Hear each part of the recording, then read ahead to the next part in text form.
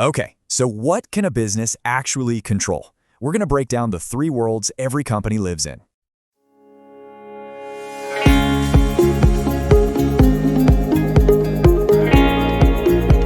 So you might think a business controls its own destiny, right?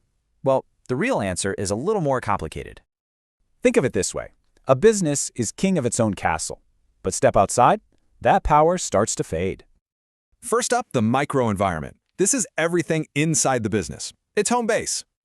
This is the stuff a company builds itself, its mission, its team, its culture, all directly managed. Right here, in its own house, a business has the most control. No question about it. Okay, now let's step outside into the neighborhood. This is the market environment, right on its doorstep. We're talking customers, suppliers, competitors, all the players a business has to deal with every single day. Now, you can't control your competitors, can you? But you can definitely influence them. That's the key here. All right, let's zoom way out to the macro environment. This is the big picture stuff that affects everybody.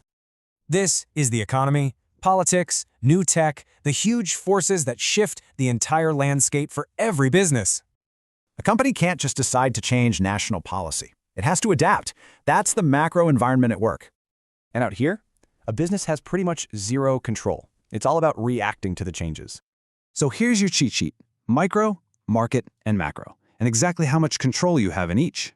Why does all this matter? Because you got to know where to act, and more importantly, where you have to react. Which brings up a huge question. If you can't control your world, how on earth do you win?